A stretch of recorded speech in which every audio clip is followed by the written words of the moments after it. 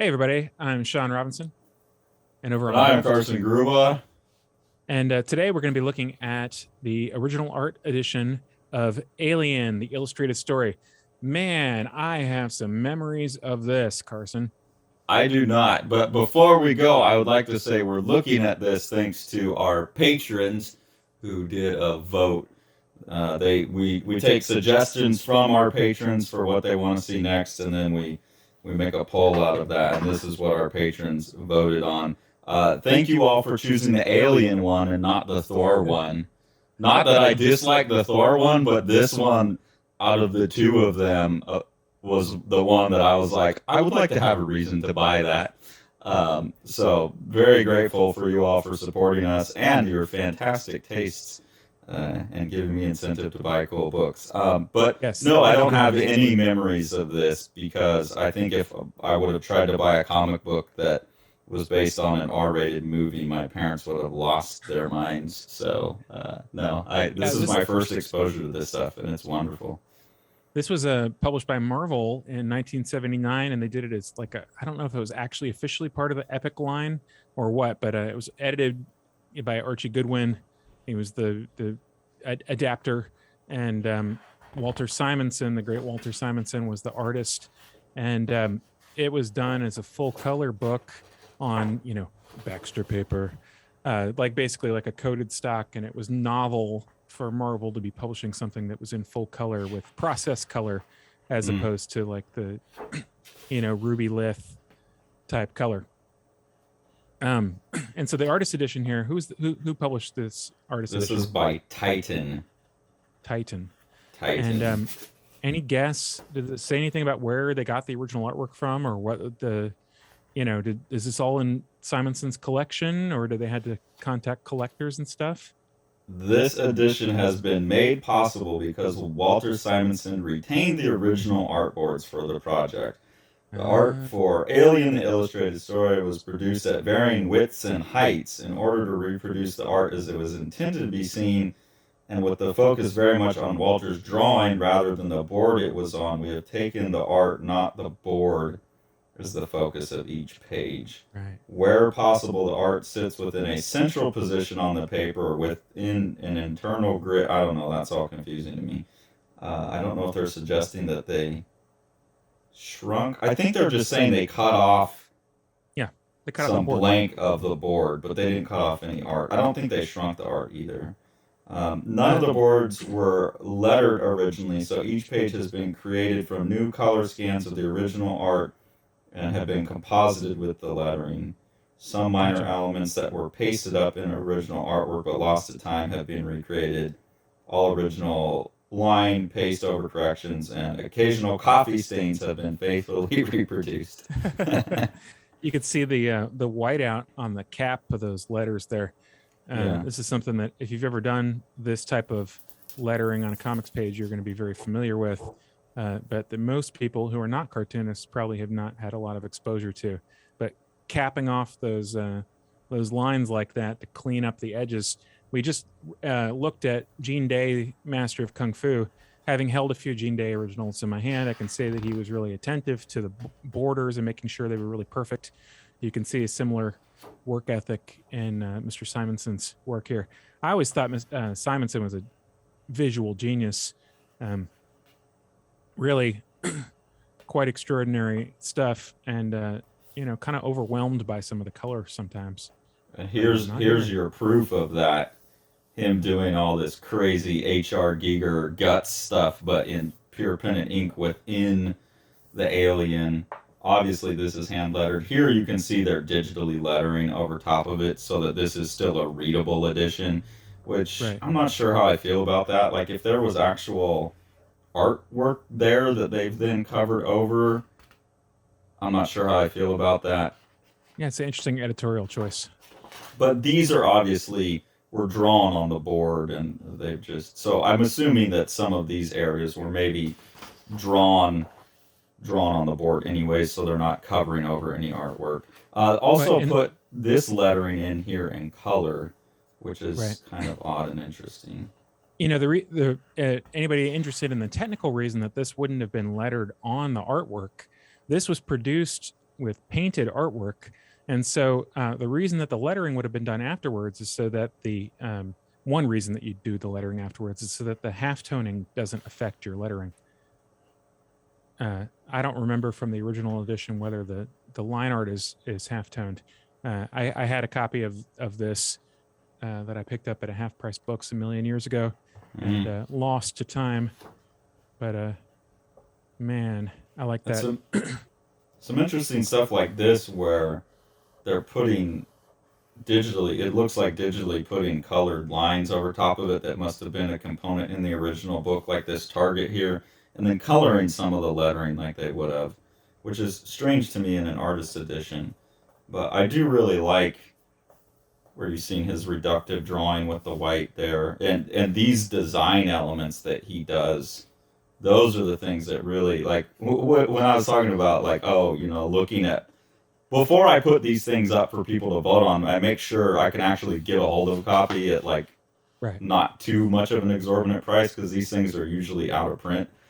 And so I had seen the art from this and the art from the Thor one, and I was looking at that kind of stuff going, man, I hope they pick that one, because, like, I want to look at that up close, and if we recreate it, I'd rather be drawing that stuff. It's really beautiful. We'll look too, by the way. I really was fascinated by the fact that they kept the cover. I like that they went with no color, really. They could have had color and stuff in designing it, but since the cover had that big alien on it, I like that they just kept that, because I guess that must have been the cover for the book. And it's reproduced actually 4 different times in here. So I've scanned them, and it's interesting to see the difference. We'll look at those later, but they each reproduce differently. And in the case of the black and white reproduction, actually kind of poorly. But it's really cool to see how, like, thick his lines are, and then getting a sense for, I'm assuming what's and we'll go do a recreation of this stuff too, but a combination of brush and pen that's very lively. That planet panel 2 pages back kind of reminds me of like a Simonson Does Kirby kind of thing, with the sort of towering spaceship hovering above the white planetoid that's so large that it's breaking the frame, you know. And knowing that he's going to have painted coloring, from what you're saying, right? Like he doesn't need to go too much into it there. Yeah, I mean, it works perfectly as a black and white image too, but you can see kind of the prep in some of it for coloring. Yeah, but these big, just juicy lines, I think that's what I associate with him, is his willingness to cut loose and be energetic. He's one of those guys that worked almost exclusively in genre comics, and so if you don't read a lot of genre comics, you might have missed out on him. But he did like fill-in issues, or like the first 20 issues of X Factor, which he drew, all fantastically drawn, really stylish, and he knows how to simplify things when he needs to. But obviously, he knows how to detail things too. And you get those suits there. Yeah, and his details are never over-rendered. They're never like, when we were talking about Gene Day, and it wasn't a knock on Gene Day, but it was talking about he gets the exact specificity of every curve on something. Simonson's not that kind of guy. He's just piling up kind of a vocabulary of simple marks to make the impression of, like this here, the impression of something very complicated. Not that this isn't a detailed drawing, but there's just a lot of repetitive abstract mark making that piles up really beautifully. This is one of those things where, in a lot of ways, more successful than the actual film in terms of showing scope and scale, because he doesn't have a budget except for his time. Yeah, and you can see the figures here compared to that. I think like the later films within this world, like Prometheus,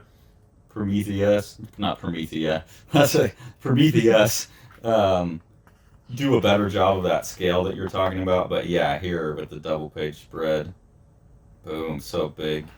He gives it to us. And that right there with these big chunky brush marks on top of everything. I thought this is spooky in the film too, but I mean, he just gives it it's got it's carried through his own interpretive lens, and so it has a different kind of ominousness to it. Well, it's This got is all the the H.R. Giger like ribbing, but it because it's in black and white and not that like mushy airbrush look that Giger right. works with. It takes on more solidity to it, I think, Mm-hmm. which is Ribbing, yeah. less fleshy than Giger, but more dangerous looking maybe because it's Mm-hmm. so harsh. And I don't know why like some of the lettering's blue like that, like what that's about. That was that way in the book, and so they're recreating that look. I'm not sure.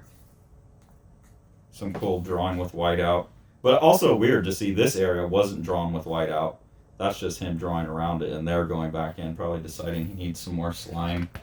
Right. Um, Nice moment to moment at the bottom there. We're pointing that out before is not as common in comics in the 70s. there we go. It's weird too, like anytime you've seen a movie and it's a straight adaptation of the movie, like looking for those major scenes. This looks like he was pretty well supplied with reference, unlike some of the stories you hear about other films. Yeah, like the was it what is it Empire Strikes Back adaptation where he was told you can have 60 photos, or you can have Oh, our is that publicity what? photos plus 60 frames, so you let us know which ones you He want. he definitely screwed up Yoda in that one, or in the comic strip. I've seen that. I've looked at Yeah, all the Al Williamson Star Wars stuff, they obviously for had researching Strange Death, and his Yoda is really weird. yeah, they didn't give him enough reference. They literally said, like, you have a limit. You let us know which ones you want. Here's your quota. It That's doesn't seem like crazy.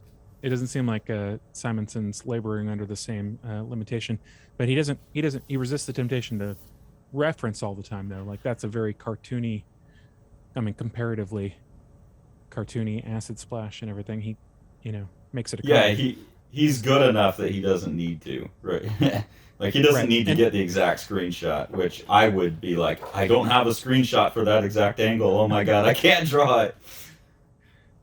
it this is, I don't remember if this is before or after his acclaimed Lawnmower Man adaptation Did he do a uh, Lawnmower Man? of the short story Lawnmower Man. Yeah, prior to That it would being be a remade. cool. It's great. I think this is after that, but it was a very interesting adaptation, and that was done in black and white. By the But yeah, way, speaking of adaptations and artist editions, someone needs to do Al Williamson Blade Runner. He did a Blade Runner adaptation, and that needs to be reprinted big like this. interesting. It's probably better than his Star Wars art from what I've seen. I do love seeing, like, oh, there we go. Way more intense than the movie. Do you think that hand was referenced? Yes, Yes. but unfortunately referenced from the artist himself.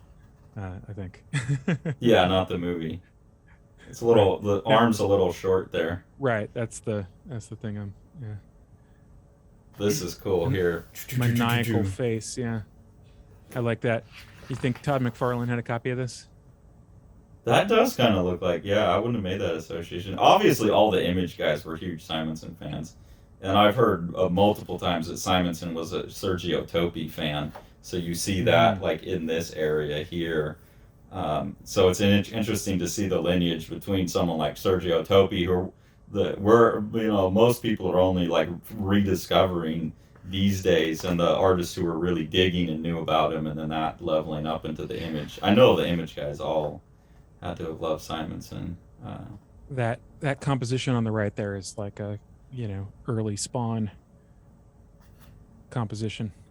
And just the creatures too, like Violator. Mm-hmm. Yeah. Venom. Venom, Venom. Sorry, I heard that shitty Eminem song in my head. Ooh, that was some acidic glue. Rubber cement. Yeah. This is so cool though. This is the one I want to recreate. So we're Oh, geez, really? we're gonna recreate that one. Because like there's some of it where I think it's mostly brush, and some of it where it's pen. Some Yeah, of it was. I had assumed that he got some marker in there before, but I'm not seeing any sign of it here. That's very interesting. The tail between the legs, man, is that menacing. yeah, super cool. Well, and Yeah, I that's the remember. sexuality that H.R. Giger has in his work too. Right. Yeah, this just is weird to me. This weird The color editorial blurring. decision to include Yeah, that. yeah. That top of the page right there looks like that might have been an influence on Dave Sim for Strange Death, that one particular spread where he's winking out of existence on a star field. Yeah, I mean, I think that's just like I don't know about that he was looking at an influence, but just like No, it's no, I mean, two people solving the same problem with the same right. resources. There's some fantastic rendering on the bottom right. The gentleman there turning to the, yeah, that's great. And also the flamethrower. Mm-hmm. This is the one I think of Simonson too, these big swoop, swoop, swoop with it thin to thick changes. That's It's cool. interesting that this was intended for color because he's doing a lot more rendering than his sort of later monthly book style. Well, I think at this time too, people like painted colors weren't a huge part of the American industry yet, right? So Sure. I don't know that I think people were used to working for flat colors and they weren't necessarily like adapting to what was happening with color yet. So it's just Right. like because you can imagine like three or four flat colors over this panel, and it's Mm-hmm. a killer panel, like the Inkall type of coloring Right. over this would be so killer. And this rendering on those pants there is just like it's so good. So I can see someone just not being used to mentally projecting what someone with paint is gonna do. Do you remember it's like watercolor look or Yeah, I'm pretty sure it was done with dyes. Winsor Newton or Doc Doc P.H. Martin? Martin Yeah, dyes. yeah. So I can see, and I don't think honestly I don't think that kind of I have to look at the book, but I don't think that kind of coloring is necessarily appropriate for this type of art. I do think that very flat, just not over the top saturated necessarily for his art like in the Inkall, but I could see this having flat colors over it and just being killer. I think there's a modern colorist named Lee Luridge who would do an amazing job on this stuff. This is all of the cool textural marks on the arm here. This is a super Mm-hmm. Sergio Topi arm, and he would Mm-hmm. do that like on an old skinny person and make it look normal. But here it looks perfect because it's on a fucked up alien creature, and like all of that. Like on a Topi, it would just look like it shouldn't look like a normal arm, but it does. But here he's showing all that weird like exoskeleton armoring. So that's an interesting That bit there. that back arm is the one shot so far that looks a little bit too much like a man in a suit to me. This. Yeah, So you that's you an feel like he had an actual shot of the movie there. yeah, and I wonder if that would be an angle that they wouldn't have used because of that. It rarely looks like a person in a suit, except for maybe the last scene, the confrontation scene, where you finally get to see it, Huh. full Yeah, body at the same time. because it's usually skittering around in the dark. Right. And by the way, going back to the Inkall, like reinforcing that, I think the Dan O'Bannon, and H.R. Giger and all those guys that came off of that failed Dune movie went on to make that Alien movie. So Right. that was kind of an extension of that original Dune team, and a lot of the designs that Giger was doing for the Baron Harkonnen part of the Dune movie, in terms of the Dune, and then the Inkall and that connection to all modern science fiction. This is definitely one of the things that team built, and the Uh, spaceships too. right. And I know we're not generally talking about the story here, but that action scene there with Ripley is reminding me of one of the things I really admire about this movie. Um, you talk about the sort of, it's almost become a cliche now, the badass female lead thing. And the thing about that's interesting to me is that the way it's treated in Aliens is realistic in the sense that Weaver's character uses her smarts and intelligence to get her the things that she needs. You know, she doesn't beat the thing in hand-to-hand combat. She's not stronger than everybody else. She's smarter than everybody else. She survives better than everybody else.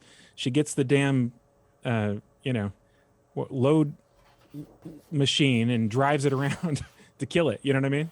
Well, and also, like, I've talked to Tori about this many times because we've talked about the Wonder Woman movie and just how god awful that movie was. And when it came out, everyone was making such a big deal about, oh, we finally got a strong female action hero.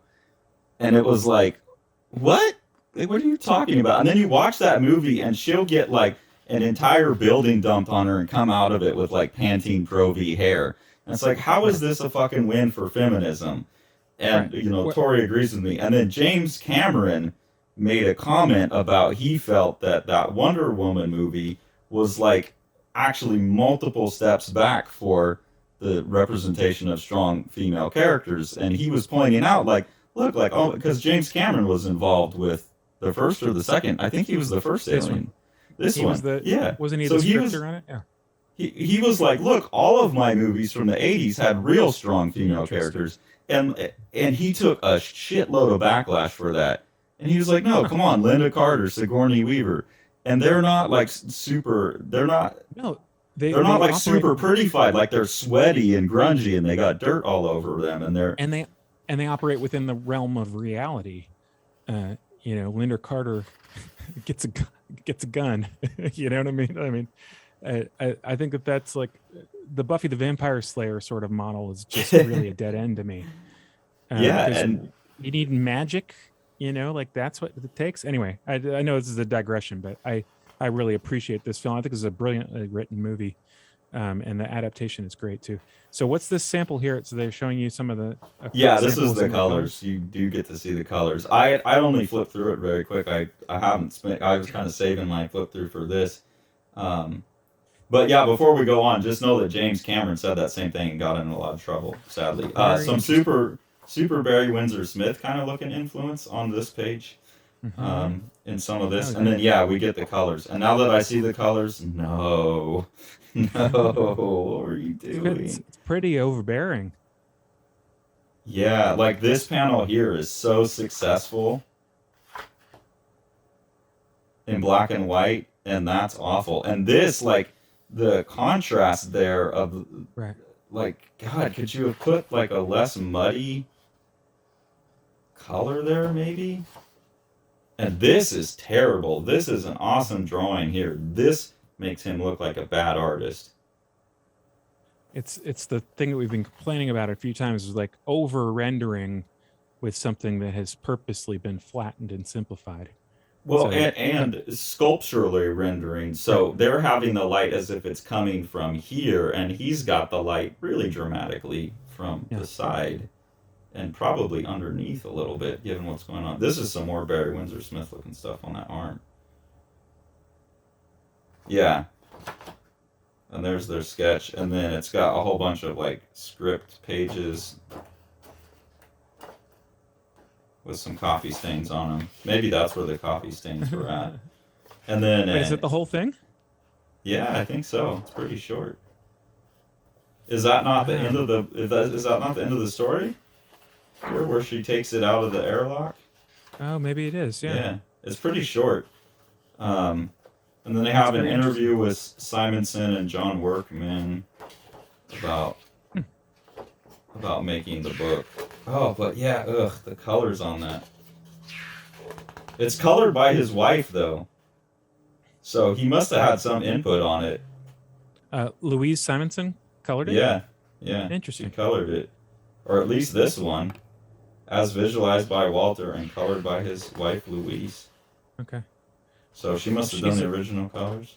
She's a pretty good writer.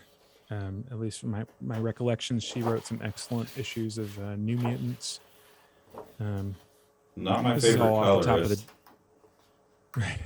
It's just you know, it doesn't look like it's drawn for color.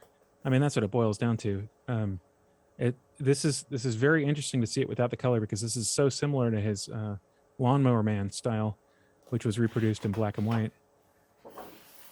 Why are comic artists always like handing their wives a watercolor set and saying, "Hey, baby, go color my stuff"?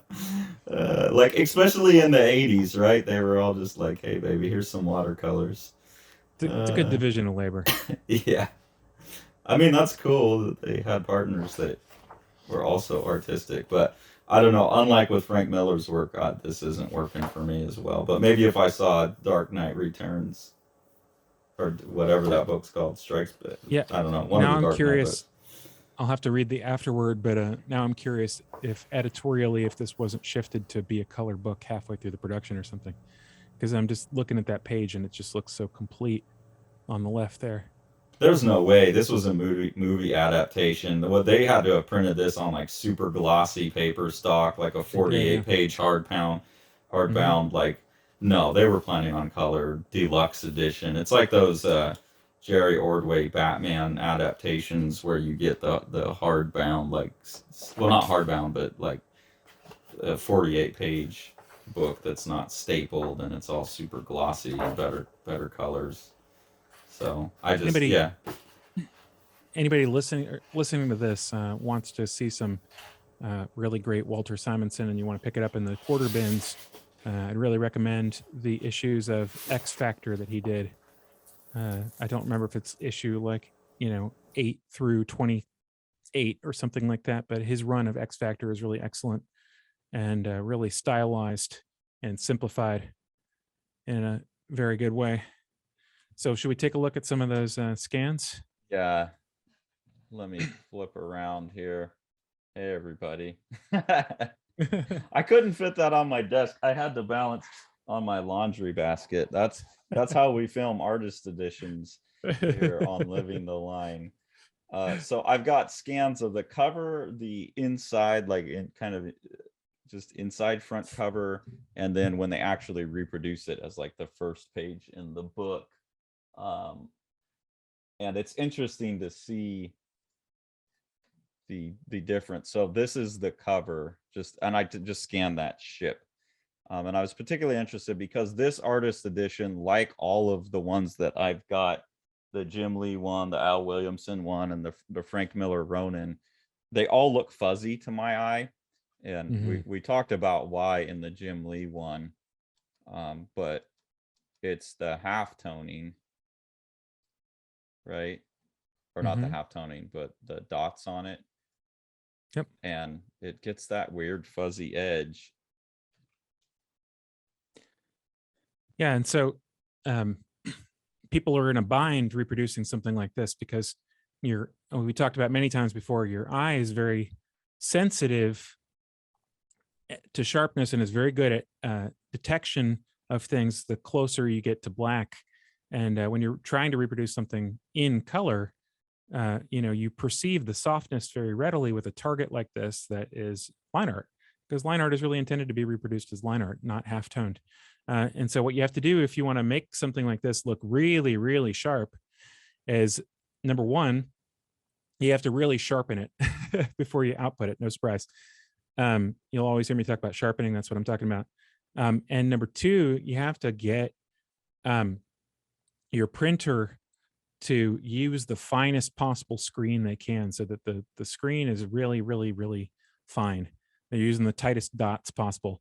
And a lot of people like the tactile feel of uncoated paper.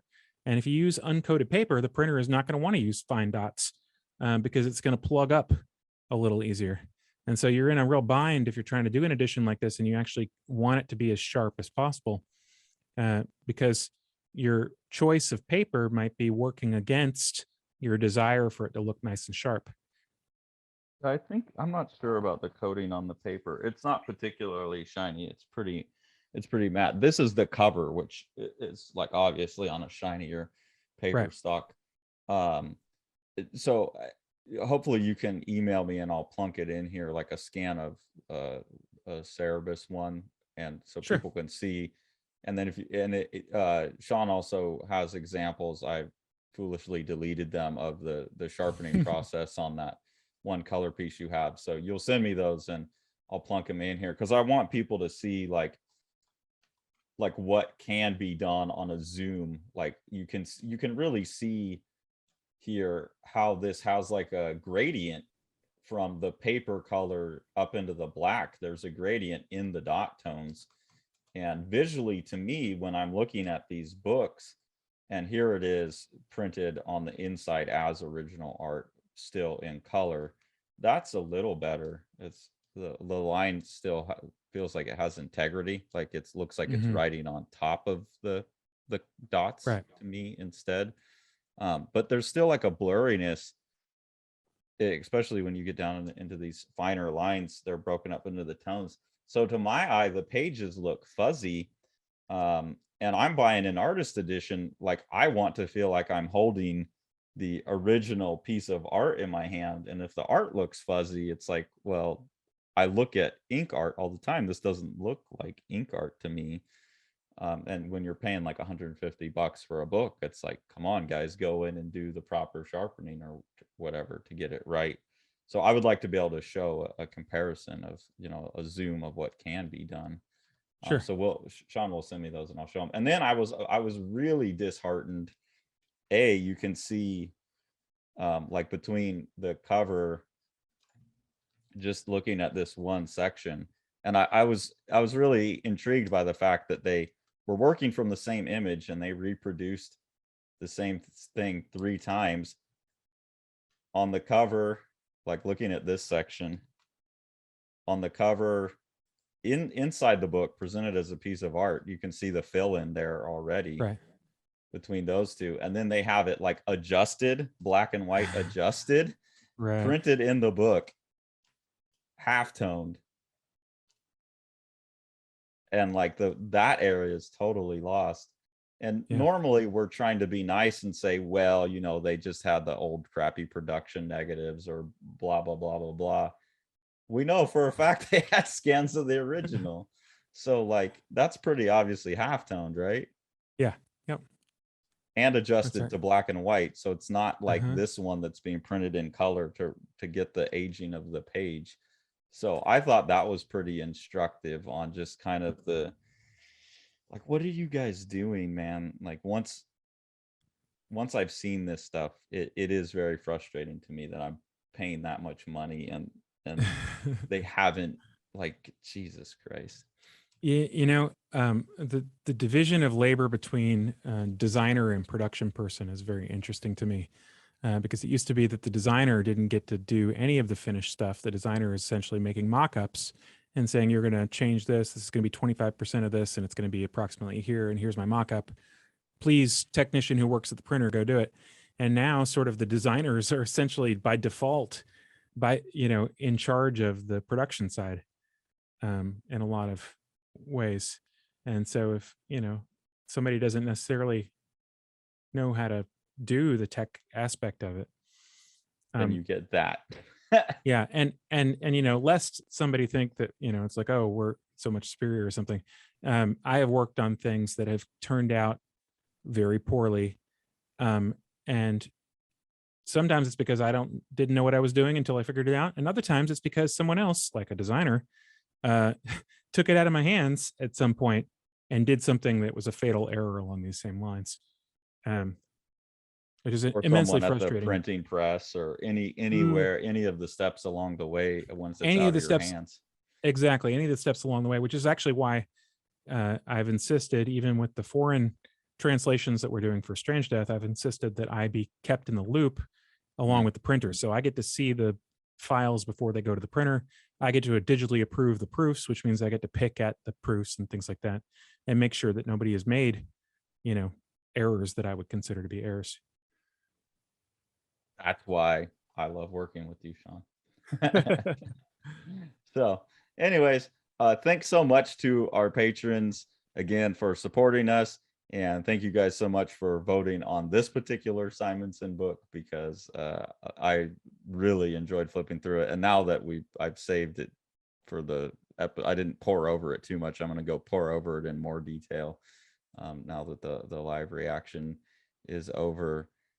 So we really appreciate you guys and look forward to what you got coming next. Thanks everyone for joining along. We're gonna go take off now and do a recreation of a piece of one of these pages. All right. I'm excited about it. Thanks, guys.